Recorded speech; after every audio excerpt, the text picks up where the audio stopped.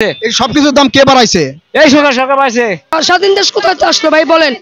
এখন তো সরকার গেছে গা, মনে করে সব জিনিস বাইরে গেছে। শেখ হাসিনা থাকতে বলে দাম কমবো, এখন তো শেখ হাসিনা গেছে গা, এখন ডক্টরই শুনেছে আরো বেশি দাম বেড়ে গেছে গা। মানে মনে করেছিল যে শেখ হাসিনা না থাকলে সবকিছুর দাম কমবে, কিন্তু ডক্টর ইউনূস এসে দাম বেড়ে গেছে। দাম বেড়ে গেছে। যে আলু খাই 70 টাকা 80 টাকা করিয়া, এ তো জীবনে ছিল না। পেঁয়াজের কেজি 140 টাকা, তো আমাদের পক্ষে সম্ভব না। আমরা রোজানি রোজ খাই, আমরা 1 কেজি গরুর মাংস কিনে খাইতে পারি টাকার অভাবে।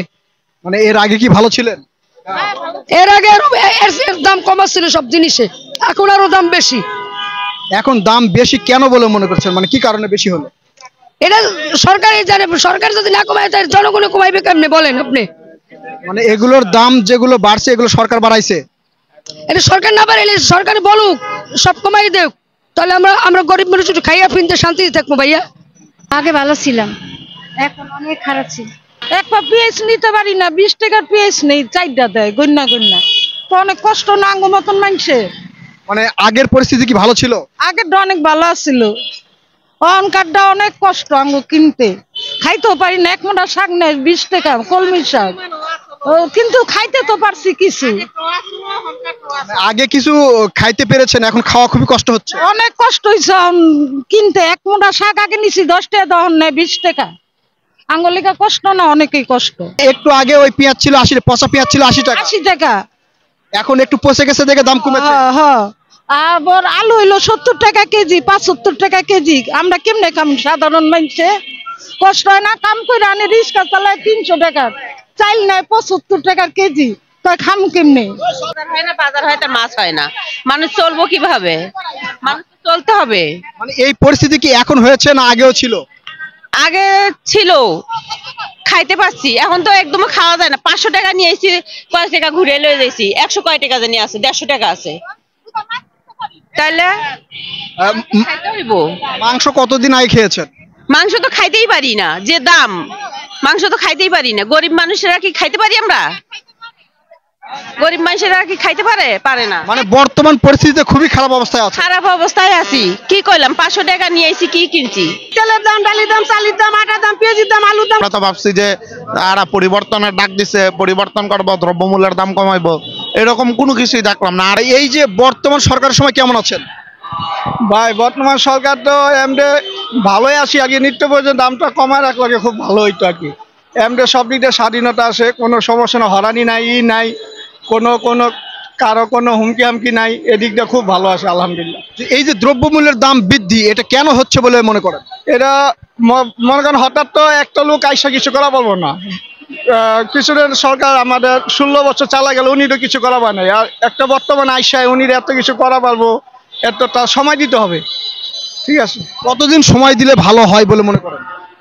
কতদিন মানে হারা দেশ চালা নিম্ন তো 1-1.5 বছর লাগা দরকার। এই যে বিভিন্ন রাজনৈতিক দল নির্বাচনের কথা বলছে, এই নির্বাচন কতদিন পরে হলে ভালো মনে করেন?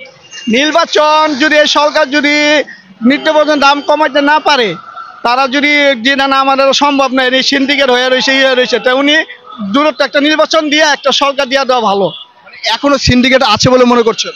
অবশ্যই আসে। কেলেগা আওয়ামী লীগের সরকার যে আমলে যে টাকা পয়সা যে সব আসে হ্যাগো কাছে, হারা 2-4 বছর যদি হারা টাকা বিলে যদি মানুষের এই করে জিম্মি করে রাখে, হারা পারবো, হাগা এই ক্ষমতা আছে।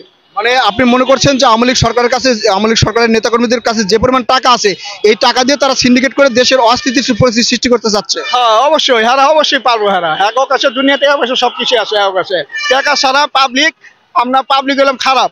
যারে 500 দেয় হ্যারি হ্যার কথা বলে, যারা 1000 হ্যার কথাই বলে, টাকা দিয়ে মানুষে বিক্রি হয়ে যায়। এইটা যদি না পারে এই সরকারে, তাহলে একটা নির্বাচন দিয়ে দেব, নির্বাচন দিয়ে পড়ালা নির্বাচন সরকার আলা যা করে একটা করবো। আচ্ছা, আমরা আওয়ামী লীগ সরকার দেখেছি, গত বিএনপি সরকার দেখেছি, সামনে যদি নির্বাচন হয় কোন সরকার আসলে ভালো হবে আপনার মতামত? সরকার সবই ভালো, মেন সমস্যা হলো নেতাকর্মী। ঠিক আছে, নেতাকর্মী হলো খারাপ, হ্যাঁ পেটই ভরে না, হ্যাঁ খালি লাগে, হ্যাঁ দুর্নীতি, হ্যাঁ সরকার তো খারাপ না, এই যে শেখ হাসিনা উনি তো খারাপ না, এই যে বিএনপি প্রধান করে উনি তো খারাপ না। খারাপ হলো নেতাকর্মীরা, এটি নেতা পেটি নেতা, হ্যাঁ খারাপ, হ্যাঁ এই দেশটারে ধ্বংস করছে, হ্যাঁ এই দেশটারে করছে সবকিছু। মানে এই যে এখন যে ডক্টর ইউনূস সরকার আছে, তার উপদেষ্টা আছে, তার মানে ডক্টর ইউনূস ভালো, উপদেষ্টারা খারাপ? না না, উপদেষ্টা ভালো, ডক্টর ইউনূস ভালো। ওনার তো কয়টা লোক, 8-10টা লোক।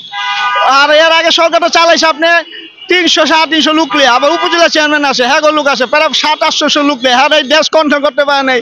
আর উনি 8-10 জন লোক নিয়ে কেমনে কন্ট্রোল করবে? এটা তার তো সময় লাগবে। তার মানে সাধারণ জনগণ হিসেবে আপনারা ডক্টর ইউনূসকে সময় দিতে চাচ্ছেন?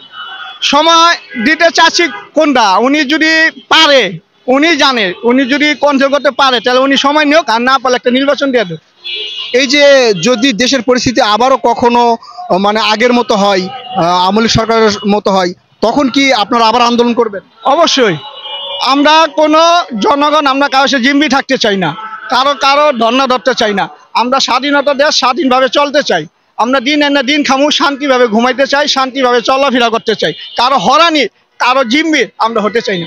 মানে আওয়ামী লীগ সরকারের সময় সাধারণ জনগণ জিম্মি ছিল বলে মনে করছে? অনেক জিম্মি ছিল, অনেকে মুখ খুলে কথা কইতে পারে না। এই যে বর্তমান যারা মানুষ যে পেট ব্যথা, মাথা ব্যথা লিয়ে যে করে, দাবি করে, এতদিন তো এটা দেখি নাই, এটা এতদিন ছিল না, এখন কেলে হইতাছে, এটা নিশ্চয়ই বুঝতে হবে।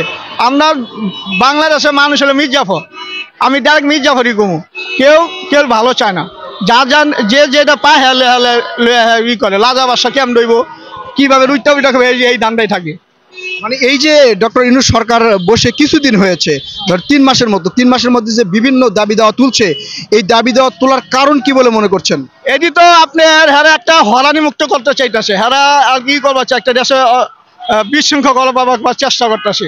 উনি তো লোক খারাপ না, উনি এলা শুট করবো যাই বলুক, ওইটা হ্যাঁ ব্যক্তিরও ব্যাপার। উনি তো আমাদের কোনো ই করতেছে না। মানে আপনি মনে করছেন যে এই বিভিন্ন দাবি যারা তুলছে তারা আসলে ডক্টর ইউনূস সরকারকে হয়রানি করার জন্য, দেশে বিশৃঙ্খলা সৃষ্টি করার জন্য করতেছে? অবশ্যই 100% শিওর, 1000% শিওর। এইটা এই ক্ষেত্রে আওয়ামী লীগের লোকজনের কোনো চক্রান্ত আছে বলে মনে করেন? অবশ্যই আছে। ওনারা এই চক্র না করলে দেন আপনি, উনি ক্ষমতা আইতে কত রকমেরই আন্দোলনের আনসার হইতে, ও অমুক দল বিভিন্ন ধরনের মানুষ কি এটা বুঝতে হয় না। মানুষ সুস্থ মানুষ চিন্তা করুক, যারা নিরপেক্ষ লোক, সাধারণ মানুষ, যে সাধারণ মানুষ যদি একজন হয়ে থাকে তাহলে আমার গোষ্ঠী মনে কোনো রাজনীতিবিদ নাই, আমার বংশ মনে, বাপের বংশ মনে নাই, নানার বংশ মনেও নাই। আমরা একবার নিরপেক্ষ লোক, নিরপেক্ষভাবে কথা বলতেছি আমি। দেশের যে দ্রব্য মূল্যের দাম, এথায় আমরা ভালো নাই। এখন কেমন আছেন স্বাধীন দেশে? এখন মোটামুটি ইনশাল্লাহ চলে ফিরে একটু ভালো আছি, কিন্তু দেশের যে দ্রব্য মূল্যের দাম, এথায় আমরা ভালো নাই। মানে এই দ্রব্যমূল্যের যে দাম বা বৃদ্ধি, এটা কি বর্তমান সরকারকে দায়ী করছে? না না, বর্তমান সরকার দায়ী করবো। এই আছে 3 মাসে, 3 মাসে কি করব? আমাকে বাংলাদেশের যত অর্থনীতি, বাংলাদেশের যত টাকা পয়সা সব তো বাহিরে গেছে গা। যেমন আমরা ইন্ডিয়ার তন কাটে গানি নিজেকে মিটারে নিজেরা টাকা ভরে লই, হ্যাঁ তাই যদি ইন্ডিয়া যদি আমার কাছে 10 কোটি 20 কোটি টাকা রিং হই, কিংবা 100 কোটি টাকা রিং হই, তাহলে এটি কাগজ টাকা, জনগণের টাকাই তো এরা মাইরে ফলে গেছে গা। মানে এই যে বাংলাদেশের যে অর্থনৈতিক সমস্যা, এটা আওয়ামী লীগ সরকার করে গেছে বলে মনে করছেন? এটা আমি এই সরকারের দায়ী করি, কিন্তু সরকারের দায়ী করুন, সরকারের কোনো বাপ নাই, মা নাই, বোন নাই, এত কিছু করে নাই, করছে তো হের লগের চালা ফেলারা। মানে আপনি বলছেন যেটা করেছে সেটা শেখ হাসিনা নয়, শেখ হাসিনা আশেপাশে যেসব নেতাকর্মীরা ছিল তারা করেছে। তারা করে, যেমন একটা ভূমি মন্ত্রীর যদি বাহিরে 25-30টা বাড়ি থাকে, তাহলে এটি কই পাইছে এত টাকা? এটা কি হের বাবার টাকা? হ্যাঁ লইয়া গেল, নিয়ে বাড়ি গাড়ি করলো। এখন এই যে নেতাকর্মীদের তো প্রশ্রয় দিয়েছে হাসিনা, তখন হাসিনা তো বিচার করে নাই। এখন কি মনে করছেন যে এদের বিচার হওয়া উচিত? 100 বার। এদের আইনের আওতায় আইনে এদের বিচার করা 100%।